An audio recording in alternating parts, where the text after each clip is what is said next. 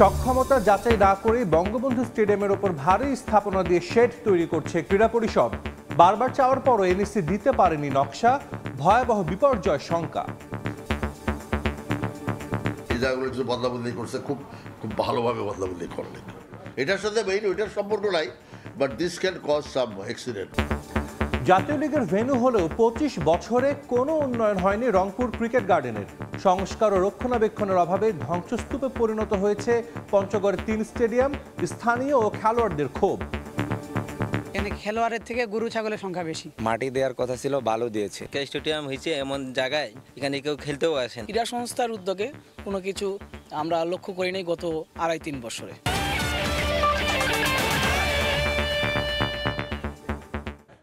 বিশ্বের নানা প্রান্তের খেলাধুলার খবর নিয়ে আমাদের নিয়মিত আয়োজন খেলার সময়, আর এই আয়োজনে আপনাদের সঙ্গে আছি আমি সাজিদ মুস্তাহিদ। নতুন করে লোড ক্যালকুলেশন না করেই 70 বছরের পুরনো বঙ্গবন্ধু স্টেডিয়ামের ওপর ভারী স্থাপনা দিয়ে শেড তৈরি করছে জাতীয় ক্রীড়া পরিষদ। বারবার চাওয়ার পরও স্টেডিয়ামটির স্ট্রাকচারাল ডিজাইন দিতে পারেনি এনএসসি। যে প্রতিষ্ঠান ছাউনির নকশা করেছে তারাও দিয়েছে বিভ্রান্তিকর তথ্য। ইচ্ছেমতো কাঠামো সংযোজন কিংবা পরিবর্তনে শঙ্কা রয়েছে ভয়াবহ বিপর্যয়ের। এসএম ইকবালের রিপোর্ট।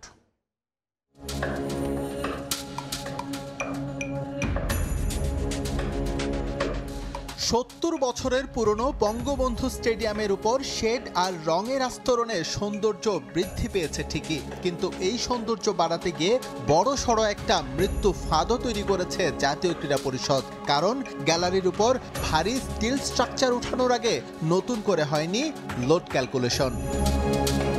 নির্মাণের 41 বছর পর 1996 সালে প্রথমবারের মতো এই স্টেডিয়াম নিয়ে মাথা ঘামায় বুয়েট প্রতিনিধি দল। তাদের গবেষণায় উঠে আসে স্টেডিয়ামটির রুগ্ন দশা। তারও প্রায় 2 যুগ পর এটি সংস্কারের উদ্যোগ নেয় ক্রীড়া পরিষদ। শুধুমাত্র সেই সংস্কারের উপর ভিত্তি করেই কোনো স্টাডি ছাড়া স্থাপনাটির উপর চাপানো হচ্ছে এবার হাজার হাজার টনের লোহা লক্করের বোঝা। কেন লোড ক্যালকুলেশন ছাড়া বঙ্গবন্ধু স্টেডিয়ামের মাথার উপর বসানো হচ্ছে ছাউনি, তা অনুসন্ধানে নামে সময় সংবাদ। এই তথ্য খুঁজতে গিয়ে পাগল হবার জোগাড়। ক্রীড়া পরিষদের এ টেবিল থেকে ও টেবিল, কারো কাছেই নেই প্রকৃত তথ্য। এক পর্যায়ে প্রকল্প পরিচালক জানিয়ে দেন এই তথ্য অতি গোপনীয়, দেয়া যাবে না গণমাধ্যমে। ডিজাইনটা তো কেউ দিবে না, এটা অফিশিয়াল ডকুমেন্ট। আপনার টাকা পয়সা কত টাকার কাজ, কত লম্বা চওড়া, এগুলো স্ট্রাকচার ডিজাইন এটা না দেওয়ার কারণ কি? এটা তো আপনার অফিশিয়াল ডকুমেন্ট, এটা তো আপনার আর প্রতিনিয়ত চেঞ্জ হচ্ছে। এনএসসির অসহযোগিতায় গন্তব্য এবার পরামর্শক প্রতিষ্ঠান বসত আর্কিটেক্ট ইঞ্জিনিয়ার্স নামের একটি ফান্ড থেকে নকশা আহ্বান করে কাজ করছে জাতীয় ক্রীড়া পরিষদ। তারাই এই প্রজেক্টের জন্য রেসপন্সিবল। কিন্তু অবাক করার বিষয়, লোড ক্যালকুলেশন নেই তাদের কাছেও। উল্টো প্রতিষ্ঠান প্রধান দিয়েছেন বিভ্রান্তিকর তথ্য। ইঞ্জিনিয়াররা ওনারা এটা নিয়ে সংশয়ে ছিলেন এবং মন্ত্রণালয়েও সংশয়ে ছিলেন। ওনারা এই জন্য স্পেশালি শামীমুজ্জামান স্যারকে ওনার সিগনেচার সহ ড্রয়িংগুলা অ্যাকসেপ্ট করছে না। ভিতরে কি করছে আমরা জানি না, বললাম না আমাদের সাথে কোনো কন্ট্রাক্ট হয়নি। এইখানে মাসুদরা কাকে দিয়ে করে আনছিল, করে আনার পরে শুক্রবারেরা বলছে এটা তো আমরা তো আর দেখে বলছি এটা ঠিক নাই। একটি স্টেডিয়ামে সর্বোচ্চ কতজন উপস্থিত হতে পারেন সেটিকে লাইফ লোড বিবেচনা করে হয় লোড ক্যালকুলেশন। সঙ্গে থাকে ডিজাস্টার ফ্যাক্টর। পাকিস্তান আমলে যখন এটি নির্মিত হয় তখন কতটা গুরুত্ব পেয়েছিল এই বিষয় তা প্রশ্নবিদ্ধ। তার চেয়েও বড় বিষয়, ক্রীড়া পরিষদের নথিতে নেই সেই তথ্য উপাত্ত। তাই ইচ্ছে মতো কাঠামো সংযোজন কিংবা পরিবর্তনে এটি যে সত্যিই মৃত্যু ফাঁদে পরিণত হয়েছে তা নিয়ে শঙ্কায় খোদ বুয়েট অধ্যাপক। গ্যালারির ওখানে কিছু হচ্ছে, এখানে একটা পাশে একটা এই পূব দিকে একটা লিফট আছে না, লিফট দিয়ে যায় কোনো একটা, এই জায়গাগুলো কিছু বদলাবদলি করছে, খুব খুব ভালোভাবে বদলাবদলি করলেন। এটার সাথে মেইন ওইটার সম্পর্ক নাই, but this can cause some accident. 1955 সালে নির্মিত স্টেডিয়ামটি দাঁড়িয়ে আছে 307টি শেয়ার ওয়ালের উপর। রেট্রোফিটিং করে এর উপরের চিত্র বদলানো সম্ভব হলেও ভেতরের চিত্র কি, এর জবাব নেই কারো কাছেই। এসএম ইকবাল, সময় সংবাদ, ঢাকা। দর্শক, আমরা প্রতিবেদন দেখছিলাম বঙ্গবন্ধু স্টেডিয়াম সংস্কার চলছে অনেক দিন ধরেই, তবে সেখানেও কিন্তু আছে শুভঙ্করের ফাঁকি। এই বিষয়ে কথা বলতে আমাদের সঙ্গে এই মুহূর্তে স্টুডিওতে আছেন দৈনিক আমার দেশের স্পোর্টস এডিটর এম কায়েসার এবং যিনি প্রতিবেদনটি করেছেন সহকর্মী এস ইকবাল। দুজনকে স্বাগত জানাচ্ছি। ধন্যবাদ। প্রথমে একটু কায়েসার ভাই আপনার কাছে জানতে চাইবো যে অনেক পুরনো একটা স্টেডিয়াম এবং এই স্টেডিয়াম নিয়ে যেভাবে সংস্কার চলছে এবং যত দিন ধরে চলছে, এটা অনেক বড় একটা প্রশ্ন যে বিশ্বে আদৌ এরকম কখনো চলেছে কিনা, এবং সেটা যে চলছে সেখানেও আমরা দেখলাম যে একটা রিস্ক ফ্যাক্টর কিন্তু থেকে যাচ্ছে। মানে এটা আসলে কতটা আপনি দায় দিবেন জাতীয় ক্রীড়া পরিষদে, যারা এটা আসলে দেখছে তারা কোনো ধরনের লোড ক্যালকুলেশন না করেই এত পুরনো একটা স্থাপনার উপরে আবার তারা নতুন করে তৈরি করছে এত বড় বড় শেড? ধন্যবাদ সাজিদ। আপনার এই আমি রিপোর্টটা দেখছিলাম, ইকবালের রিপোর্টটা, এবং আমি একটু নস্টালজিক হয়ে গেলাম। কি কারণে? কারণটা হলো যে এটা 2024 এবং ঠিক এই ধরনের একটা রিপোর্ট আমি 2006 সালে করেছিলাম, যে স্টেডিয়ামের সংস্কার বাণিজ্য। ঠিক তখন থেকে যে আপনার এই বঙ্গবন্ধু স্টেডিয়ামটাকে নিয়ে যে সংস্কার বাণিজ্যের একটা পসরা চলছে, এক অর্থে বলা যেতে পারে, সেটা যে রেসটা এখন পর্যন্ত কিন্তু রয়ে গিয়েছে। দ্যাট মিনস 2006 সালের যে ঘটনাটা ঘটেছিল সেটা 2024 পর্যন্ত এসে এখন পর্যন্ত সেটার কোনো সমাধান মেলেনি। আর আমি জানি না যে এটা কখন কবে এই স্টেডিয়ামে আবার খেলা হবে। তো বঙ্গবন্ধু স্টেডিয়ামে যতখানি না খেলা হয়েছে তার চেয়ে বেশি কিন্তু এখানে সংস্কার কাজ হয়েছে, এবং সেই সংস্কার কাজের পিছনে কত শত কোটি টাকা খরচ হয়েছে তার কোনো হিসেবপত্র নেই। যে স্টেডিয়ামের নির্মাণ কাজের সাথে জড়িত বা যে নতুনভাবে রিস্ট্রাকচার করার জন্য যে প্রকৌশলী আমি দেখছিলাম একটু আগে, তিনি নিজেই বলছেন যে এখানে একটা রিস্ক ফ্যাক্টর রয়ে গিয়েছে। তো যে স্টেডিয়ামে প্রকৌশলী বলেন যে রিস্ক ফ্যাক্টর রয়ে গেছে, সেখানে তো আপনি আর দ্বিতীয় আমি মনে করি না যে আর কোনো অপশন থাকা উচিত, কারণ সেফটি ফার্স্ট এই বিষয়টা যে কোনো স্টেডিয়াম বা যে কোনো স্ট্রাকচারালে সেফটি ফার্স্ট এই বিষয়টা মেনে নিয়ে কিন্তু করা উচিত। তো আমি জানি না যে এই স্টেডিয়ামটা কবে তৈরি হবে, কখন এখানে খেলা হবে, নাকি এরকম আমরা ইট পাথর আর এই সরঞ্জামই দেখতে পাবো। তো সব কিছু মিলে বঙ্গবন্ধু স্টেডিয়ামকে কেন্দ্র করে, শুধুমাত্র বঙ্গবন্ধু স্টেডিয়াম না, পুরো বাংলাদেশের যদি আপনি বিভিন্ন স্টেডিয়ামে দেখেন, সেখানে দেখবেন যে আপনি শুধু সংস্কার বাণিজ্য চলছে, খেলাধুলা নেই, খেলা নেই, ধুলাটা রয়েছে। তো সব কিছু মিলে আমার কাছে মনে হচ্ছে যে ঠিক যেরকম ভাবে পুরো স্টেডিয়াম যে একটা কালচার গড়ে ওঠার বিষয় ছিল, বা স্টেডিয়ামকে কেন্দ্র করে যে স্পোর্টিং একটা আবহ থাকার কথা ছিল, সেই আবহটা কিন্তু নেই। কিন্তু এটা আসলে কতটা ঝুঁকিপূর্ণ হচ্ছে? মানে আমরা হয়তোবা এবছর বাংলাদেশে বয়সভিত্তিক সাফ হবে, সেখানে খেলা আয়োজন করার পরিকল্পনা রয়েছে। যদি হয় সেখানে খেলা এবং যদি আদৌ কোনো রিস্ক আপনার থেকে থাকে, সেটা আসলে কতটা ঝুঁকিপূর্ণ হবে? মানে এত পুরনো একটা স্টেডিয়ামে বড় আবার যদি কোনো টুর্নামেন্ট আয়োজন করা হয়। সেটাই যেটি বললাম, যে স্টেডিয়ামের নির্মাণ কাজের সাথে প্রকৌশলী জড়িত, যিনি প্রকৌশলী জড়িত, যিনি স্ট্রাকচার করে দিয়েছেন, ডিজাইন করে দিয়েছিলেন, তিনি নিজেই যখন বলছেন যে এখানে যে বিমগুলি তৈরি হচ্ছে বা যে প্রক্রিয়া এটা রয়েছে পুরো স্টেডিয়ামটা এখন, সেটা কিন্তু অনেক বড় একটা রিস্ক ফ্যাক্টর রয়ে গিয়েছে। তো এক অর্থে বলা যেতে পারে যে এটি একটা মৃত্যু ফাঁদ। সো এখানে আপনি খেলা করার আগে আপনাকে ফার্স্ট দেখতে হবে যে নিরাপত্তাটা ঠিক রয়েছে কিনা, এবং আমি জানি না যে কখন এই স্টেডিয়ামটা আবার কিন্তু খেলা হতে পারে এখানে, কারণ আমরা লম্বা সময় ধরে দেখছি এখানে কিন্তু আপনার শুধুমাত্র লোহালক্করই পড়ে থাকে, কিন্তু খেলা হচ্ছে না। সো যে স্টেডিয়ামের এরকম অবস্থা, তার চেয়ে বড় বিষয়টা হলো যে এই স্টেডিয়ামের বয়স হয়ে গেছে কিন্তু 70 বছর, 70 বছরের বেশি হয়ে গেছে, এবং এখানে প্রচুর নির্মাণ কাজ হয়েছে।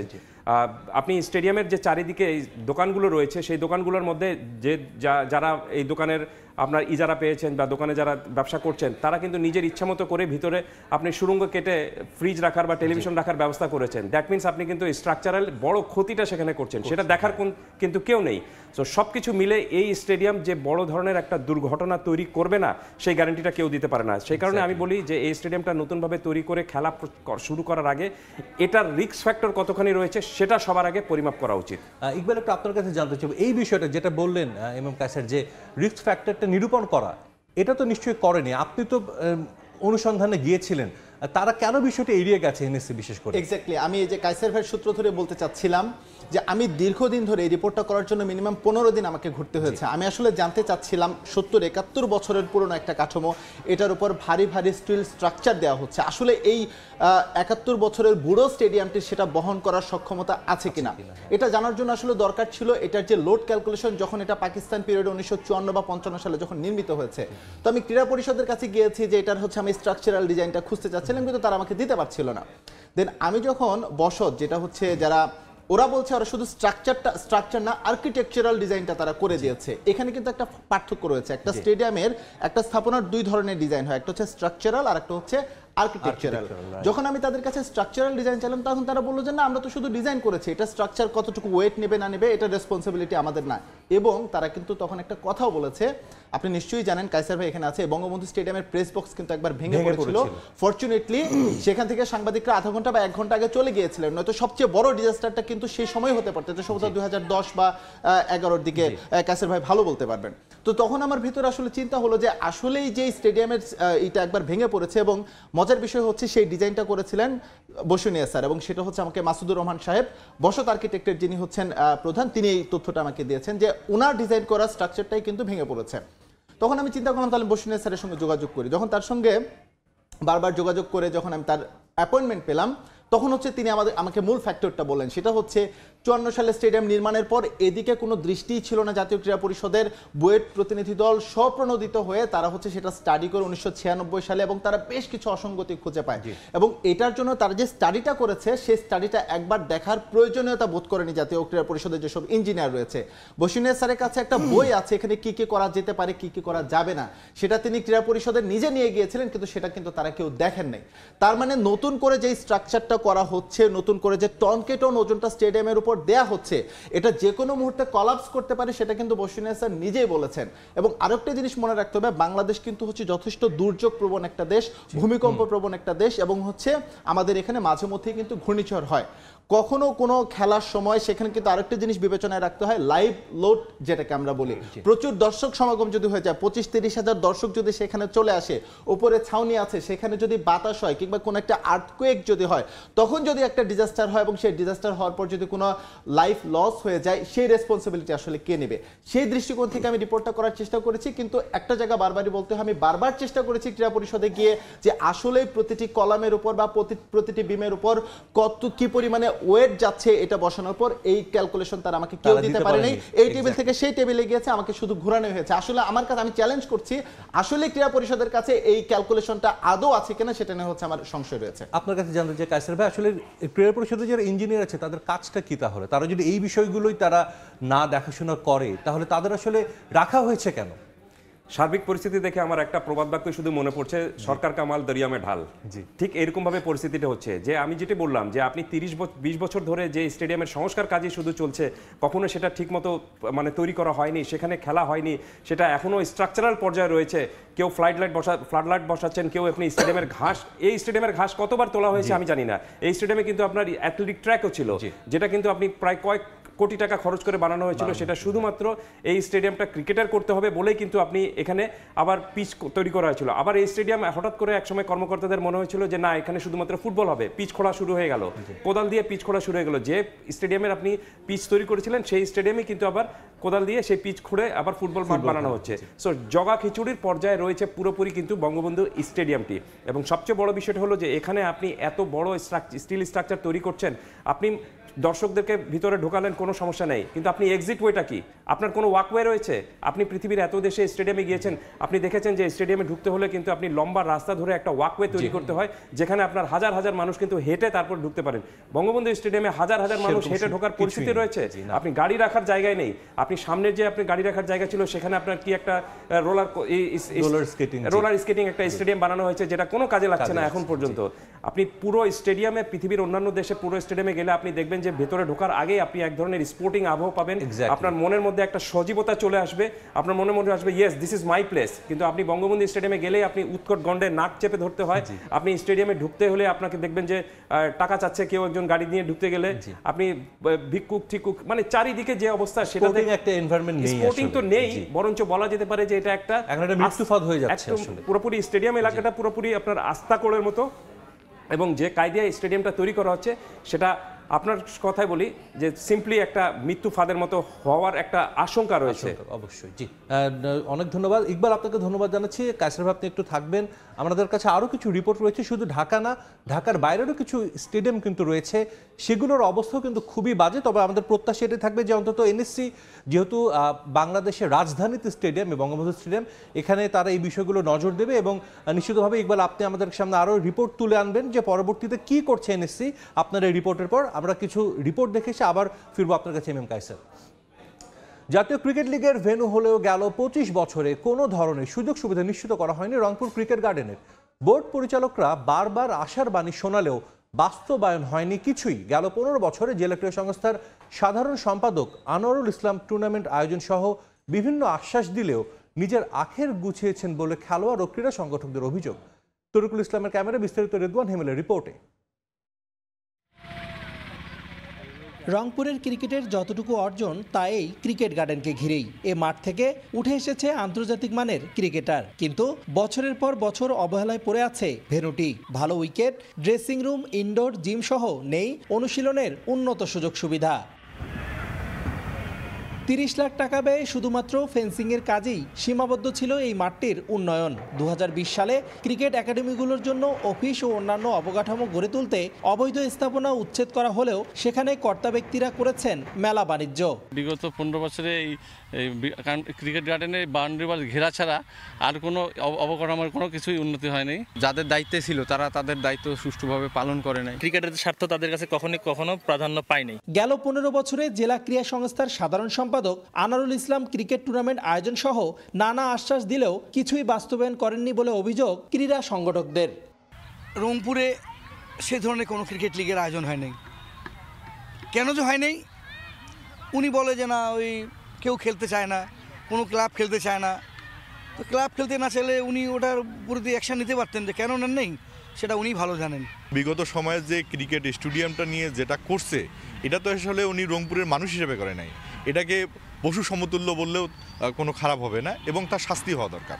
জেলা ক্রীড়া সংস্থার প্রধান রংপুরের জেলা প্রশাসক জানান, নতুন কমিটি অনুমোদন পেলে রংপুরে প্রতিনিয়ত ক্রিকেট টুর্নামেন্ট আয়োজনের পাশাপাশি বিগত সময়ে বোর্ডকর্তাদের অর্থ লোপাটের খতিয়ান তুলে ধরা হবে। ক্রিকেট গার্ডেনের আশেপাশে আমরা যেটুকু জায়গাতে পারা যাবে সেটুকু জায়গা আমরা গ্যালারি করতে চাই এবং রেগুলার বেসিসে যে লিগগুলো হওয়ার কথা, ক্রিকেট লিগ, সেগুলো যেন চালু হয়, সেগুলোর ব্যাপারে আমরা প্রথম পদক্ষেপ আমাদের সেটাও হবে।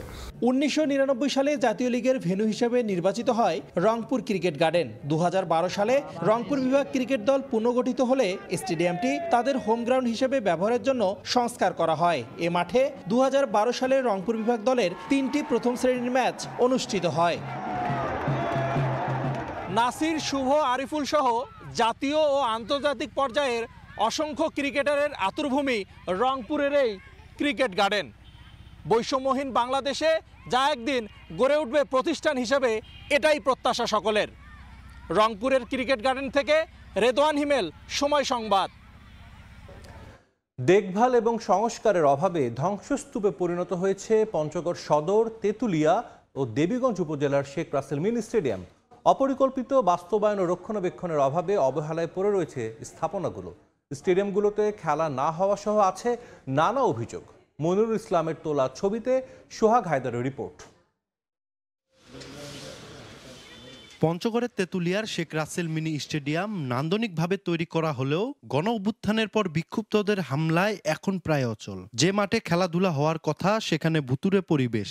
অভিযোগ আছে স্টেডিয়াম নির্মাণের সময় হচ্ছে দুর্নীতি, ছিল নানা অনিয়ম। বিকালে মাঝে মধ্যে খেলতে আসি, এখানে খেলোয়াড়ের থেকে গরু ছাগলের সংখ্যা বেশি। এই বিষয়টা আমাদেরকে সংস্কার করা দরকার। মাঠে মাটি দেওয়ার কথা ছিল, বালু দিয়েছে, এখানে টাইলস, বিভিন্ন জিনিসপত্র আছে, সব কিছু মানে দুর্নীতি। এখনই মানে 2 মাস 3 মাস যাইতে না যাইতেই সব কিছু উঠে যাচ্ছে। একই অবস্থা পঞ্চগড় সদরের লাঠুয়াপাড়া এলাকার করতোয়া ও চাওয়াই নদীর কোল ঘেঁষা মিনি স্টেডিয়ামটির। যাতায়াতের রাস্তা না থাকায় মাঠমুখী হচ্ছে না খেলোয়াড়েরা। দেখভালের অভাবে সন্ধ্যার পর যা পরিণত হয় মাদকাসক্তদের আড্ডাখানায়। ওই স্টেডিয়ামে এই রাস্তা দিয়ে যাতায়াত করতে হয়, রাস্তার অনেক খারাপ অবস্থা, আর তেমন লোকজন এই রাস্তা দিয়ে আসে না। স্টেডিয়াম হয়েছে এমন জায়গায় এখানে কেউ খেলতেও আসে না। প্রথম পর্যায়ে দেবীগঞ্জ উপজেলা শেখ রাসেল মিনি স্টেডিয়ামটি নির্মাণ হলেও রয়েছে নানা অভিযোগ। স্টেডিয়ামটির নকশায় গ্যালারি সহ ভবন থাকলেও তা নির্মাণ না করেই বুঝিয়ে দেয়া হয় প্রকল্প। শেখ রাসেল মিনি স্টেডিয়াম মাঠ হওয়ার পরে যে অবস্থা, আগেও সেই অবস্থাই। এখানে আমরা সেরকম সুযোগ সুবিধা পাচ্ছি না। আমরা একজন খেলোয়াড় হিসেবে আমাদের যতটুকু দরকার ততটুকু আমরা পাচ্ছি না। ক্রিকেট, ফুটবল যা হচ্ছে ব্যক্তিগত উদ্যোগে হচ্ছে, কিন্তু সরকারি উদ্যোগে, ক্রীড়া সংস্থার উদ্যোগে কোনো কিছু আমরা লক্ষ্য করিনি গত 2.5-3 বছরে। কেন সরকারি স্থাপনার এমন অযত্ন অবহেলা? এমন প্রশ্নে বিগত সরকার ও ক্রীড়া সংশ্লিষ্টদের দায়ী করেন অন্তর্বর্তী সরকারের এই উপদেষ্টা। বিগত ফ্যাসিবাদী সরকারের সময়ে বিভিন্ন রাজনৈতিক লোক দিয়ে ক্রীড়া সংস্থাগুলো ভরা থাকতো, যে কারণে সঠিকভাবে খেলাধুলা হতো না এবং পরিচর্যা ম্যানেজমেন্টটা হতো না। আশা করি নতুন কমিটি হওয়ার পরে তারা দায়িত্ব গ্রহণ করলে স্টেডিয়ামগুলোর সংস্কার, ম্যানেজমেন্ট এবং সেখানে নিয়মিত খেলাধুলা আয়োজন করা, এবং আমরা ফেডারেশনগুলোকেও বলেছি যে প্রান্তিক পর্যায়ে স্পোর্টসগুলোকে নিয়ে যাওয়ার জন্য। প্রথম ধাপে পঞ্চগড়ের দেবীগঞ্জে নির্মাণ হয় শেখ রাসেল মিনি স্টেডিয়াম, আর দ্বিতীয় ধাপে প্রায় 20 কোটি টাকা ব্যয়ে এক প্রজেক্টে ঠাকুরগাঁয়ের দুটির সঙ্গে পঞ্চগড় সদর ও তেঁতুলিয়া শেখ রাসেল মিনি স্টেডিয়াম নির্মাণ করে জাতীয় ক্রীড়া পরিষদ। সোহাগ হায়দার, সময় সংবাদ, পঞ্চগড়। মিনি স্টেডিয়াম নিয়ে আরো খবর জানাতে পঞ্চগড় থেকে সরাসরি যুক্ত হচ্ছেন সহকর্মী সোহাগ হায়দার, যাচ্ছি তার কাছে। আপনি জানেন যে তরুণ ও যুব সমাজকে মাঠমুখী ও খেলামুখী করতে কিন্তু সারা দেশের মতো পঞ্চগড়েও 3 উপজেলায় মিনি স্টেডিয়াম নির্মাণ করা হয়েছে। তবে এই সকল মিনি স্টেডিয়াম নির্মাণে ব্যাপক অনিয়মের অভিযোগ উঠেছে। আমি জানিয়ে রাখি যে আমি এই মুহূর্তে আছি পঞ্চগড় সদর উপজেলার শেখ রাসেল মিনি স্টেডিয়ামে। এই মিনি স্টেডিয়ামটি পঞ্চগড় শহরের একটি প্রত্যন্ত গ্রামে গড়ে তোলা হয়েছে। এই স্টেডিয়ামটি যে জায়গায় গড়ে তোলা হয়েছে সেখানে কিন্তু নদী কেন্দ্রিক হয়, এখানে মানুষের যে উপস্থিতি সেটা কিন্তু একেবারেই নেই। আমরা দেখেছি এখানে যাতায়াতের ব্যবস্থা ঠিক না থাকায় কিন্তু এখানে খেলোয়াড় যারা রয়েছে তারা কিন্তু এই মাঠমুখী হচ্ছে না। একই সাথে বলে রাখি এখানে কিন্তু একটা অভিযোগ রয়েছে যে মাঠমুখী খেলোয়াড় মাঠমুখী না হয় এবং দর্শক মাঠমুখী না হয় কিন্তু এখানে মাদক সেবীদের আখড়ায় এই জায়গাটি পরিণত হচ্ছে। আর একই সাথে আরেকটি বিষয় জানিয়ে রাখি যে পঞ্চগড়ের প্রথম পর্যায়ে দেবীগঞ্জ উপজেলায় একটি মিনি স্টেডিয়াম তৈরি করা হয়, যেটি তৈরিতে নান্দনিক ভবন তৈরি সহ গ্যালারির কথা থাকলেও কিন্তু সেটি করা হয়নি। অপরদিকে আমরা দেখেছি যে গণ অভ্যুত্থানের যে সময়টি ছিল সেই সময়ের পর কিন্তু বিক্ষুব্ধদের হামলায় পঞ্চগড়ের তেঁতুলিয়া যে মিনি স্টেডিয়ামটি রয়েছে সেখানে কিন্তু হামলায় একটি ভাঙচুরের ঘটনা ঘটেছে। এরপর থেকে কিন্তু সেখানে জনবল সংকটের কারণেও কিন্তু দেখভালের অভাবে সেখানে কিন্তু একটা বেহাল অবস্থা বিরাজ করছে। তো সার্বিক বিষয় বলা যায় যে পঞ্চগড়ের স্টেডিয়ামগুলো কিন্তু এখন পর্যন্ত বেহাল অবস্থা বিরাজ করছে, একই সাথে জনবল সংকট রয়েছে। তো এ ছিল আমার কাছে পঞ্চগড় থেকে পঞ্চগড়ের 3 উপজেলার মিনি স্টেডিয়ামের সর্বশেষ খবর। আশরাফ ভাই আমাদের সঙ্গে যুক্ত হয়েছিলেন পঞ্চগড় থেকে সহকর্মী সোহাগ হায়দার। একটু জানতে চাইবো যে গত আমলে অনেক দুর্নীতি হয়েছে, 15 বছর একটা সরকার ছিল ক্ষমতায়, এবং আমরা দেখলাম যে 495টি স্টেডিয়ামে কিন্তু শেখ রাসেল মিনি স্টেডিয়াম করার একটা প্রকল্প নিয়েছিল। এর মধ্যে প্রায় 150টার মতো স্টেডিয়াম কিন্তু হয়ে গেছে প্রথম ধাপে, দ্বিতীয় ধাপেও তাদের প্ল্যান ছিল অনেকগুলো করার। এই যে এতগুলো স্টেডিয়াম করা হয়েছে, কিন্তু আমরা দেখলাম আমাদের রিপোর্টে দেখলাম যে কোথাও গরু আছে এবং মাঠ নেই, বালি শুধু। এগুলোর আসলে কারণ কি? মানে এই বিষয়গুলো আমরা দেখলাম যে ক্রীড়াঙ্গনের কোনো উন্নতি নেই। শুধু কি আপনার মনে হয় যে অর্থ লোপাটের জন্যই এই এত স্থাপনা তৈরি করা হয়েছে? অ্যাবসলিউটলি। আমি এক কথায় শুধু যদি বলতে বলেন আমি বলবো যে এই স্টেডিয়ামগুলোর নাম দেওয়া হয়েছে মিনি স্টেডিয়াম, কিন্তু এখানে দুর্নীতি হয়েছে বিগ দুর্নীতি। অবশ্যই। কারণ আপনি দেখবেন যে আপনি স্টেডিয়াম কেন তৈরি করা হয়? মানুষের খেলাধুলার জন্য, যাতে এখানে হবে। কিন্তু আপনি এখন পর্যন্ত পুরো রিপোর্টে আমরা যা দেখলাম সেখানে একজনকে কাউকে খেলতে দেখেছেন? আপনি গরু চলছে, ভেড়া চলছে, এটা তো গেল শুধুমাত্র একটা অংশ। আমি আরেকটু বড় অংশটা বলি। এখানে আপনি দেখবেন যে এইসব মিনি স্টেডিয়ামে ম্যাক্সিমাম সময় যেটি করা হয় থেকে মেলা হয়ে থাকে। আপনি দেখবেন যে মেলা হয়ে থাকে, আপনি যে কোনো প্রদর্শনী হয়ে থাকে, এবং তারপরে এই স্টেডিয়ামগুলোর অবস্থা আরো করুণ হয়ে থাকে। যাও একটু খেলার সুযোগটা থাকে সেটাও কিন্তু হয় না। আপনি দেখবেন যে মাসের পর মাস এখানে সেই স্টেডিয়াম যে গর্ত করা হয়েছে, বাঁশ রয়ে গিয়েছে, ইট রয়ে গিয়েছে, সেগুলি রয়ে গিয়েছে। ফলে এক অর্থে এই পুরো স্থাপনাগুলো কিন্তু আপনার তৈরি করা হয় মহাসমারোহ হয়, অনেক টাকা খরচ করে, অনেক আপনার দ্রুত গতিতে আপনার ফাইল চালু করে, যাতে আপনি কোনো অর্থে ছাড়ে কোনো সমস্যা না হয়, কিন্তু খেলাই হয় না। অর্থাৎ যে কাজের জন্য আপনি স্টেডিয়ামটা তৈরি করেছেন সেই কাজটুকুই হচ্ছে না। এবং এর ফলে সবচেয়ে বড় যে বিষয় হলো যে এই স্টেডিয়াম আপনি আবার তৈরি করার জন্য অন্য কারো কাছে কিন্তু যেতে পারবেন না, বা অন্য কেউ কিন্তু এটা দায়িত্ব নিতে পারবেন না। যারা তৈরি করেছিলেন ঠিক তারাই কিন্তু এটা সংস্কার করছেন পুরোপুরি। কিন্তু আপনি এটার একটা নেক্সাস এবং একটা বাংলাদেশের অন্যান্য ক্ষেত্রে যেরকম একটা সিন্ডিকেটের প্রভাব রয়েছে, ঠিক এখানেও কিন্তু একটা সিন্ডিকেটের প্রভাব রয়ে গিয়েছে। বিষয়টা হলো দেখভালের দায়িত্বে যারা রয়েছেন ব্যবস্থাপনা কিন্তু তারা করবেন।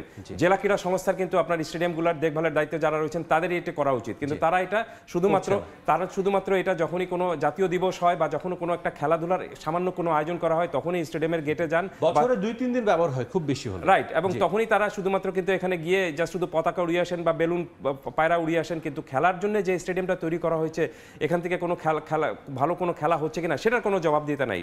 মূল বিষয়টা হলো আপনি যতক্ষণ না পর্যন্ত এই স্টেডিয়ামের স্থাপনার বা আপনি দায়িত্বে যারা রয়েছেন, যাদের ব্যবস্থাপনা এটা তৈরি করা হয়েছে, তাদেরকে যদি আপনি যতক্ষণ না পর্যন্ত একটা অ্যাকাউন্টেবিলিটির মধ্যে আনতে পারবেন, ততক্ষণ পর্যন্ত আমরা এইসব স্টেডিয়ামে এই ভেড়া আর গরু চড়াই দেখব। আরও অনেকগুলো স্টেডিয়াম কিন্তু রয়েছে যেখানে হবে, অনেক উপজেলা রয়েছে, 495টি উপজেলা হওয়ার কথা ছিল। নিশ্চয়ই আপনি বলবেন যে সেগুলো রিভিউ করা উচিত এখন এই মুহূর্তে রাইট নাও। অবশ্যই রিভিউ করা উচিত। কারণটা হলো যে আপনি যে স্টেডিয়ামগুলো তৈরি করা হয়েছে সেখানে তো খেলাই হচ্ছে না, তো আপনি নতুন স্টেডিয়াম আবার তৈরি করার প্রয়োজন নেই। বরঞ্চ আপনি যে স্টেডিয়ামগুলো এখন বাজেভাবে পড়ে রয়েছে সেগুলোতে খেলা যাতে কিভাবে করা যায় সেই ব্যবস্থাটুকু করা উচিত। আর একটা বিষয় একটু যোগ করি, সেটি হলো যে গোপালগঞ্জে শেখ কামাল স্টেডিয়াম নামে একটা স্টেডিয়াম তৈরি করা ছিল, সেখানে আন্তর্জাতিক মানের স্টেডিয়াম, এবং সেখানে ইলেকট্রনিক স্কোরবোর্ড রয়েছে। বাংলাদেশের ইলেকট্রনিক স্কোরবোর্ড একটা স্টেডিয়ামে তৈরি করে রয়েছে, সেখানে সব মিলিয়ে আপনার প্রেস বক্স যা রয়েছে এবং চারিদিকে স্টেডিয়ামের যে স্থাপনা রয়েছে সেখানে 86টি শীতাতপ নিয়ন্ত্রিত যন্ত্র রয়েছে, রোলার রয়েছে। অর্থাৎ একটা আধুনিক স্টেডিয়াম তৈরি করার জন্য ঠিক যা যা ফ্যাসিলিটিস থাকা দরকার, এভরিথিং ইজ দেয়ার। বাট প্রবলেমটা হলো সেই স্টেডিয়ামের নিয়ারলি আপনার 25 কোটি টাকার এই ইলেকট্রনিক জিনিসগুলি নষ্ট হয়ে যাচ্ছে, যেটা আমি কিন্তু 2017 সালের ঘটনাটা বলছি। 2024-এ এটা আপনি এটার কোনো অস্তিত্বই খুঁজে পাবেন না এখন।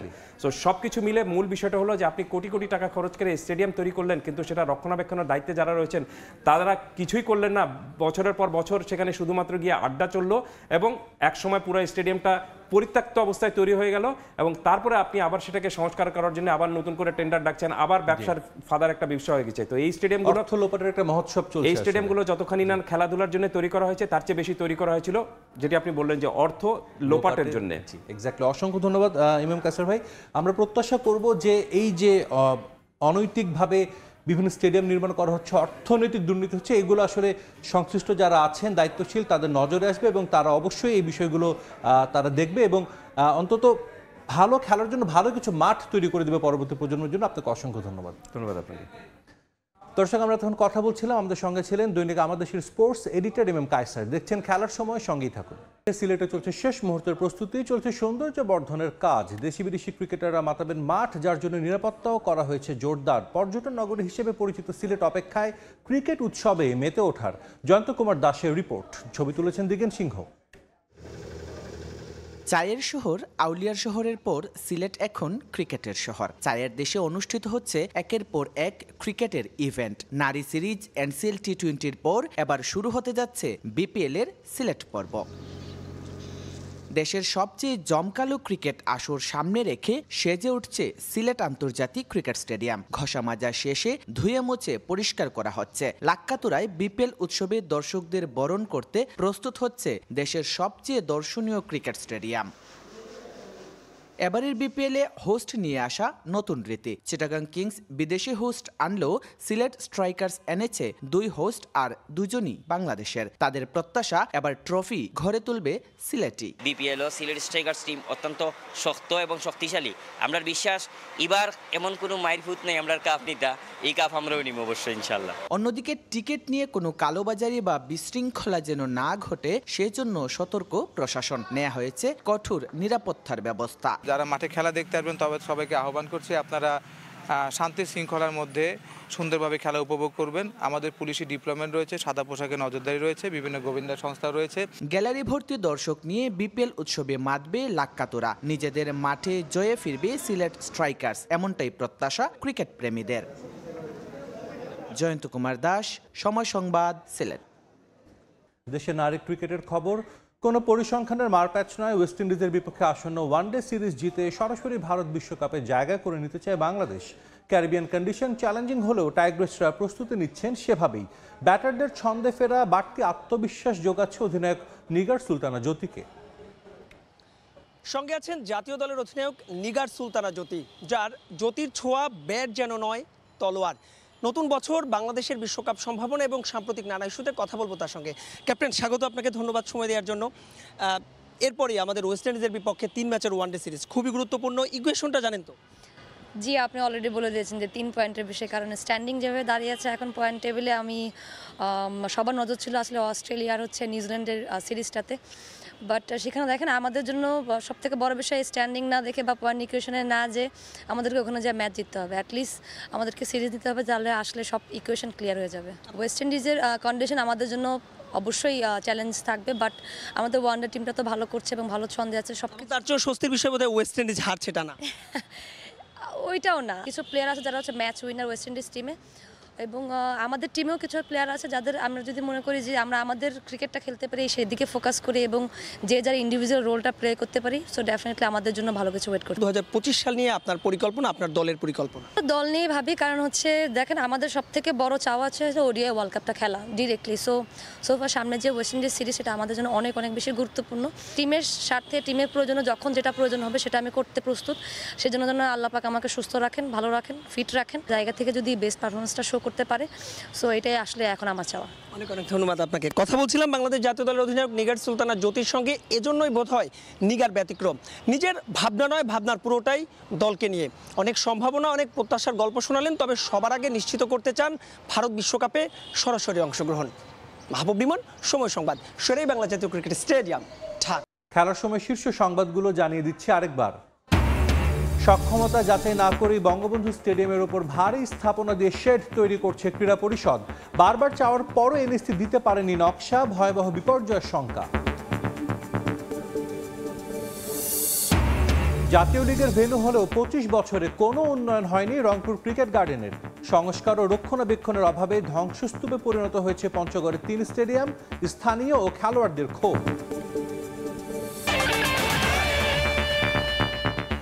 এই ছিল খেলার সময়, সঙ্গেই থাকুন সময়ের।